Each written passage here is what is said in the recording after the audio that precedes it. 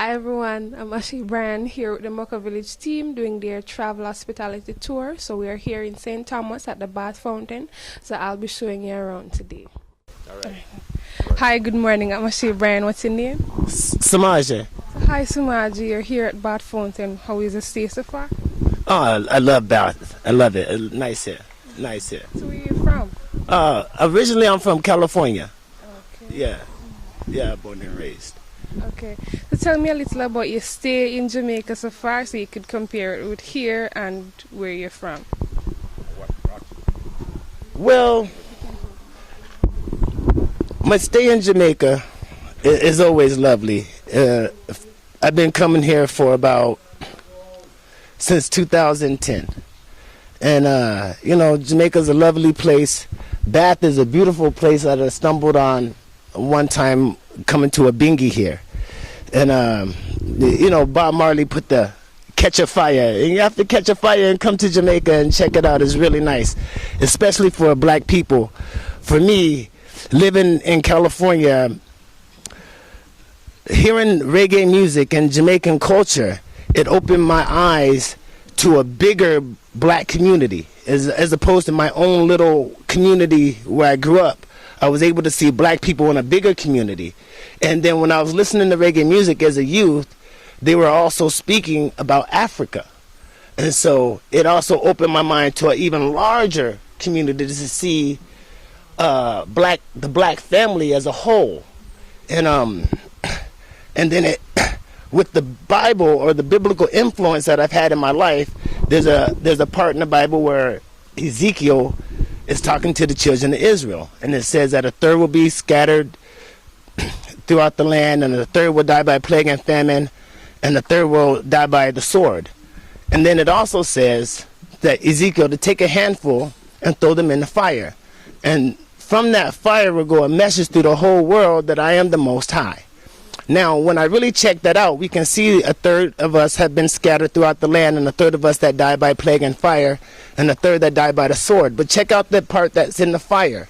And Jamaica, just a handful, 3 million people out of a population of 3 billion Africans. Just a handful.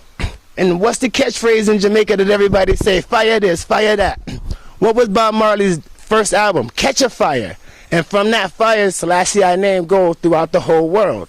So it looked like prophecy fulfillment. So you understand the land of why these people in this precious place and of so much hardship, but dealing with it with so much love. Jamaica, the place in the world, more churches per square miles than anywhere in the world.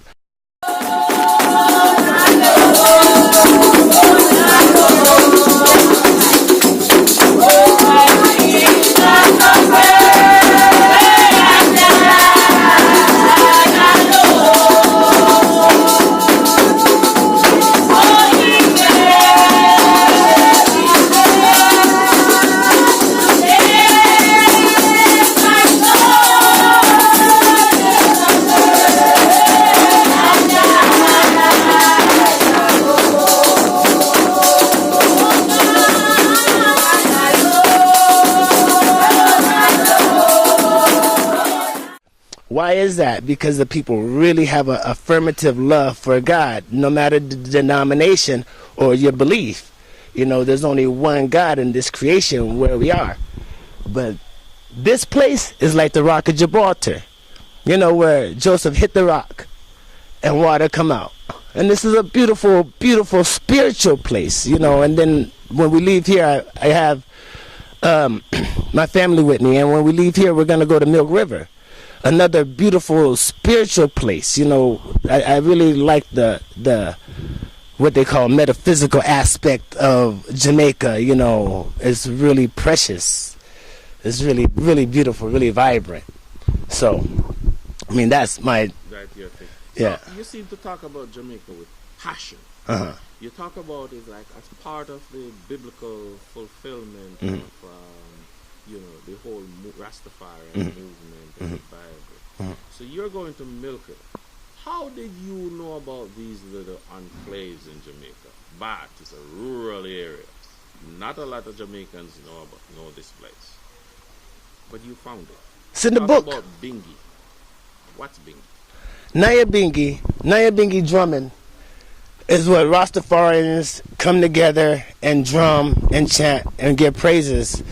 Also chanting down the establishment, different rules and order within society.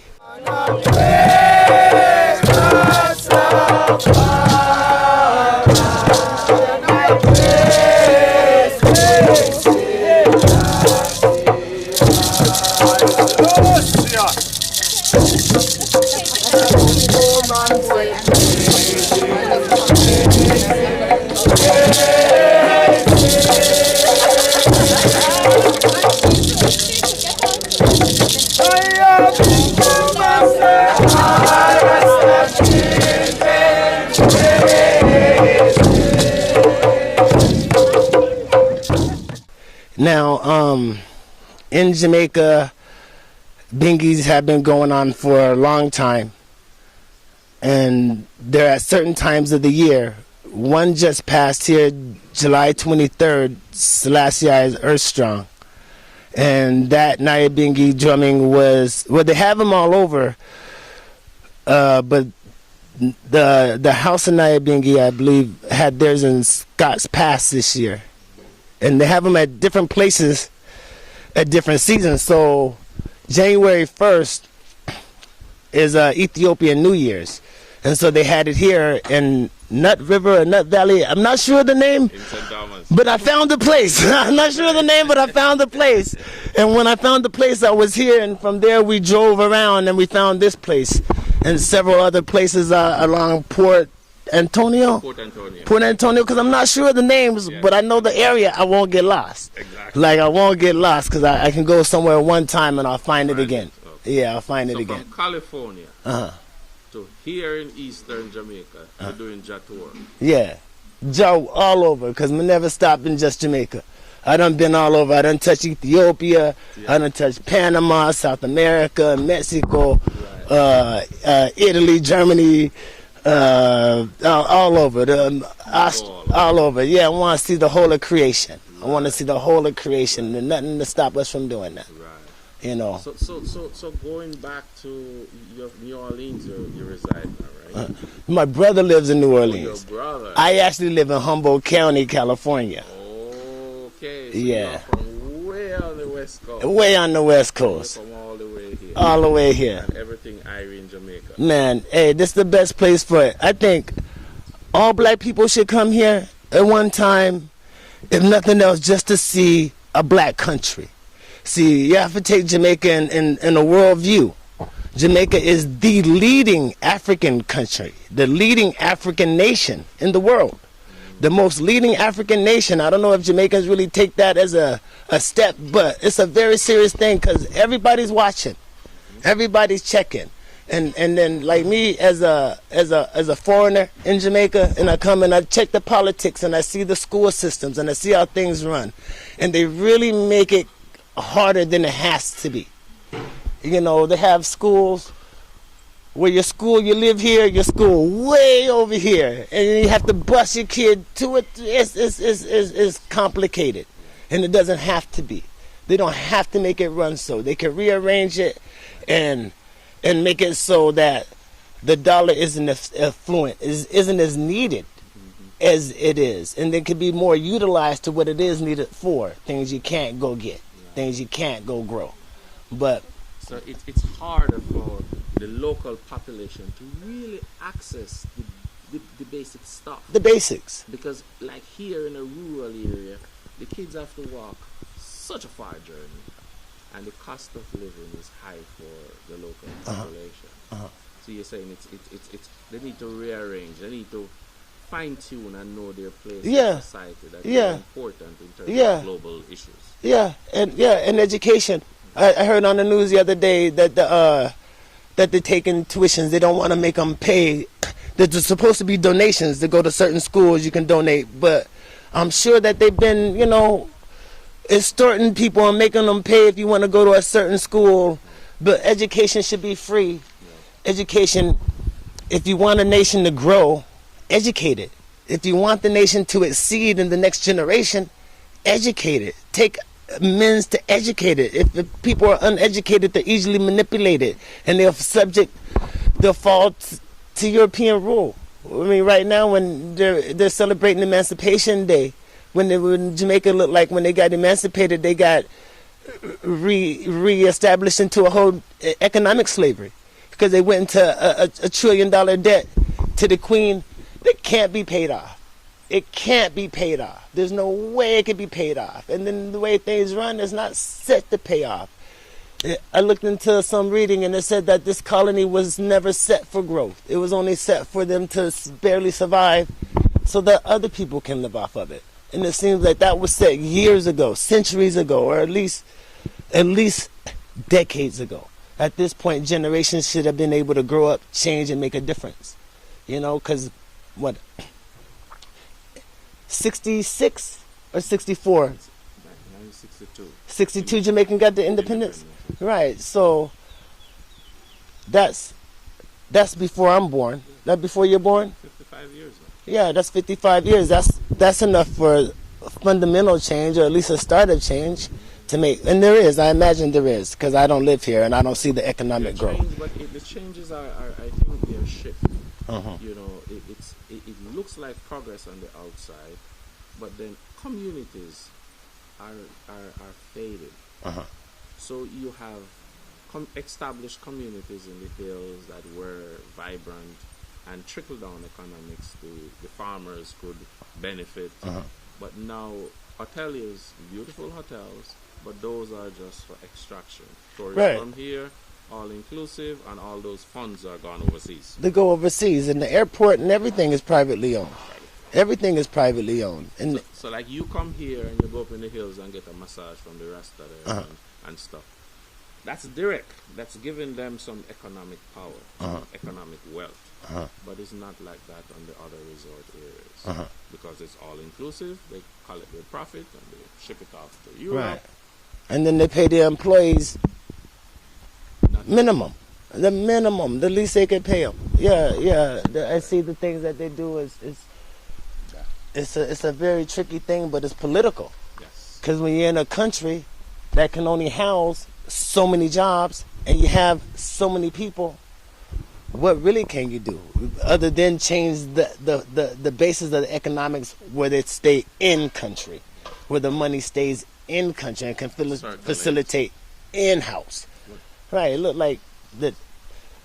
I seen on the thing the other day. Oh, China looked like they want to buy all of Jamaica. It looked like the Chinese coming in and they cause like, all right. So that's another economic. A whole another economic thing. Economic slavery. Where can you go and get Jamaican bought products?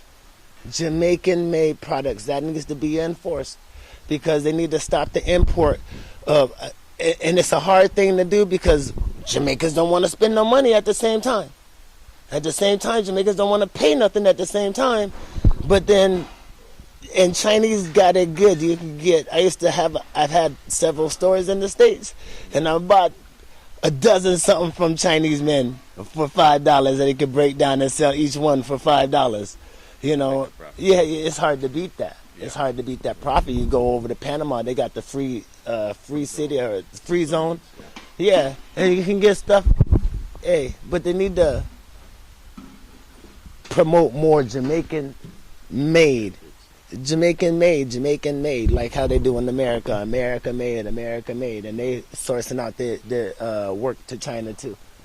But that would increase the income. But then people are going to have to pay more because it's local, handmade craft that takes more energy, more strength, and the prices are going to go up. But they have to understand that they're doing this to help to really build our economic systems to benefit everybody here. You know, but they have to have the mindset. I think. Talk like yours. So, it's really it's eye-opening. So you a politician or are you a reporter? I'm not a politician. I'm from Jamaica. From this area they call Mocho, and we have this organization, Mocho Village, where we try to go into rural areas. Ashe, she lives here. She's a college student. And we try to empower them to have that same kind of reason that you're giving. So I live in New York. Oh, okay. But we come here all the time. We do medical missions. We come here to really show the people that you can do something else, and it starts from grassroots. It's a non-profit? Yeah, non-profit. Gonna give you our card. Yeah, I love to be involved. I love to be involved, man. I love to do work like that. Definitely. So thanks, brother. All right. So you're from California? Yeah. Yeah, Beautiful, man. Love the vibes. So I'm gonna share. I could drop one poem before I go? Yes, give us a poem. All right. Hold on, let me just. Going to Portland now, Drapers, and then Reach Falls. Until then, I'm gonna say, Brian, have a good day.